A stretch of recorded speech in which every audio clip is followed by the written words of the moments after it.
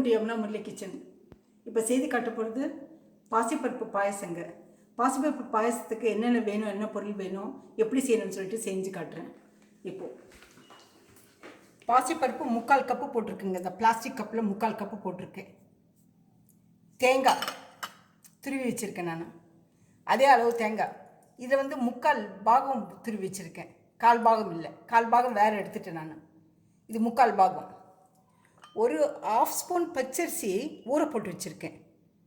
இது போட்டு கிரைண்டு பண்ணுறதுக்கு, இந்த தேங்காயில் இந்த பச்சரிசியை போட்டு கிரைண்டு பண்ணணும், அதனால் ஊற வச்சுருக்கேன். ஏலக்காய் ஒரு 7 ஏலக்காய் வச்சுருக்குங்க. 7 ஏலக்காய் விதையை போட்டு இந்த அரிசியை போட்டு இதை மிக்சியில் போட்டுடணும். இந்த வெல்லத்தை கல் இல்லாமல் மண் இல்லாமல் ப்யூர் பண்ணி ஒரு பாகு மாதிரி சும்மா ஒரு கரைச்சி இது வெல்லத்தை கரைச்சி வச்சுருக்கேன், அவ்வளோதான். முந்திரி திராட்சை நெய், அவ்வளோதானுங்க.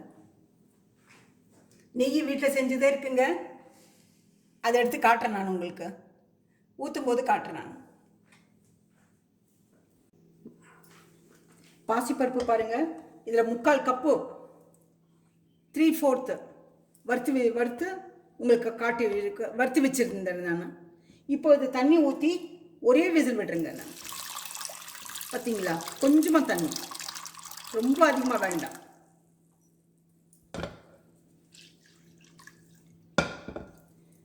ஒரு விசில் போதும். ஒரு விசிலுக்கு பாசிப்பருப்பு வெந்துடுங்க. விசில் போட்டுட்டேன், தீ வச்சுட்டேன் நான், அவ்வளோதான். இப்போ மிக்சியில் போட்டு அதை ரெடி பண்ணி உங்களுக்கு காட்டுறேன் நான். இப்போ திறந்து இது ஓப்பன் பண்ணி காட்டுறேங்க. அதுக்கு முந்தைய ஒரு பேன் வச்சுட்டேன். ஒரு விசில் பார்த்தீங்களா,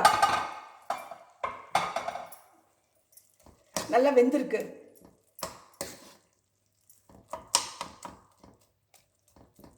இப்போ இந்த தேங்காய் நான் ரொம்ப நைஸாக அடிக்கலைங்க, 1-2 அடிச்சிருக்கேன். 1-2 பாருங்க, இப்படி பருப்பருன்னு. ரொம்ப நைஸ் அடித்தா பாயசம் குழக்குழன்னு இருக்குங்க, நல்லா இருக்காது. குடிக்கிறதுக்கு பார்க்குறதுக்கு நல்லா இருக்காது. பார்க்குறதுக்கு நல்லா இருந்தால் தானே குடிக்க முடியும். இதை தேங்காவை கொட்டிடலாம், மிக்சியில் போட்டது.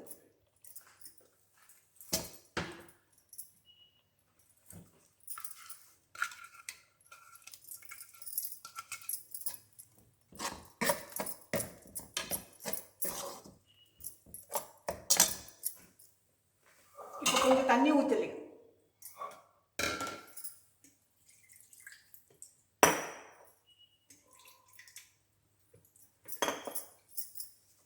தண்ணி இந்த மிக்சியில் ஊற்றிடலாம், ஏன்னா தண்ணி கம்மியாக இருக்கு.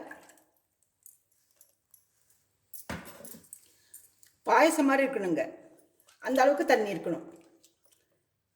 கொஞ்சம் லிக்விடாக இருந்தால் தான் நல்லாயிருக்கும், ரொம்ப கெட்டியாக இருந்தால் நல்லா இருக்காது. இது 6 உடனே ரொம்ப கெட்டி.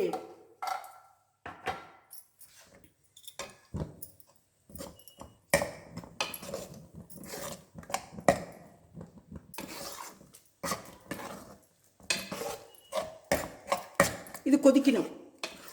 இது கொதி வந்தது அப்புறமா நம்ம வெல்லம் பாகு ஊற்றலாங்க. வெல்லத்தை கரைச்சி வச்சுக்கிறது. இந்த பருப்பெல்லாம் கடைய வேண்டாங்க, வெந்திருக்கிறதே போதும். நல்லா வெந்தால் போதும், ஒரு முறை ஒரே விசில் போதும் பாசிப்பருப்புக்கு.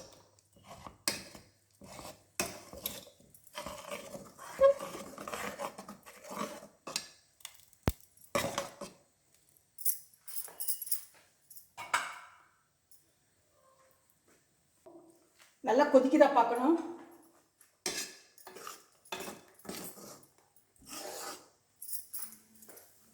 தட்டு மூடி வச்சிடலாம்.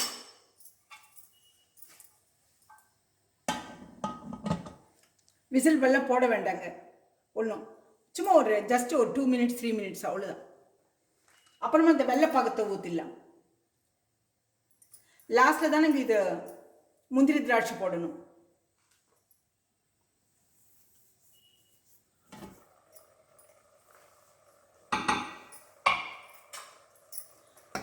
இது கொதிக்குது பாருங்க. தேங்காய் கொதிக்கணும்.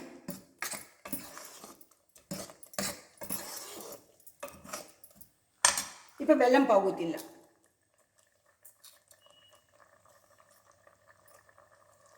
வெல்லம் பார்க்க அளவு இல்லைங்க.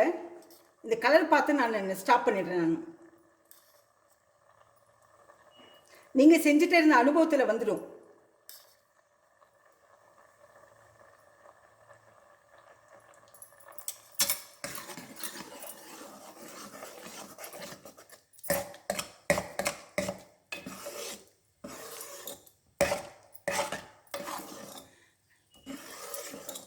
பார்த்தீங்களா? இனி கொஞ்சம் ஒரு ஸ்பூன் ஊற்றலாம். போருங்க.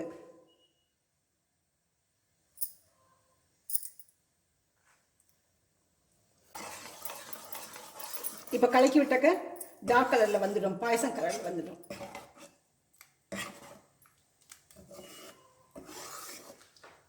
இப்போ பேன் வச்சுக்கலாம். பேன் வச்சு நெய் ஊற்றுறேங்க. நான்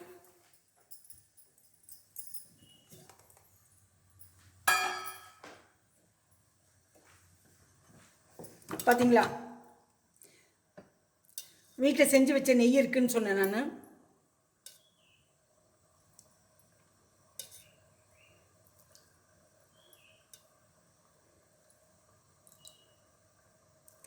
முந்திரி திராட்சை வேகிறதுக்கு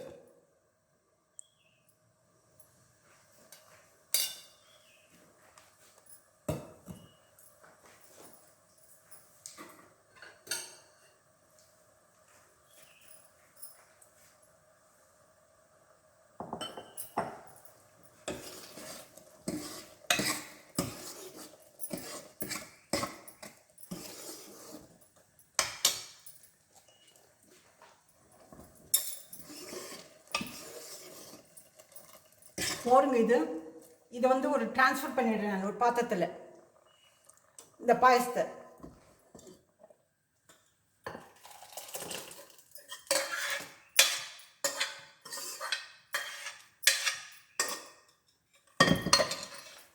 போட்டுட்டு உங்களுக்கு நெய் ஊற்றி காட்டுறேன் நான். பாருங்க.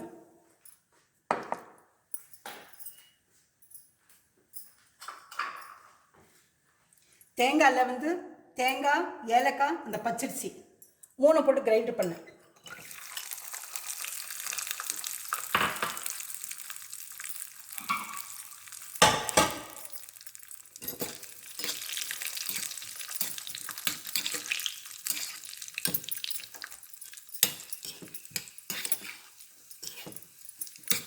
இது கொஞ்சம் வறுத்து கொஞ்சம் பொன்னிறமா திராட்சை நல்லா மேலுக்கு வரட்டுங்க. நல்லா உருண்டையாக வரணும். அதான் முந்திரி திராட்சை ஒட்டுக்கா போட்டிருக்கேன் நான். கேசரி பாத்துக்கு போடுற மாதிரி ஒன்று முன்னாடி ஒன்று பின்னாடி போடல.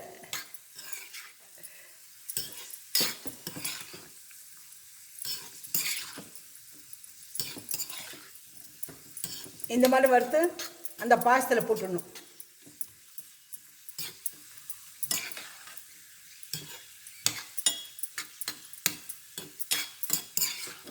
பாருங்க, இப்போது பொன்னிறமாக வந்தாச்சு. முந்திரி ஸ்டவ் ஆஃப் பண்ணிடலாம். ஸ்டவ் ஆஃப் பண்ணிவிட்டு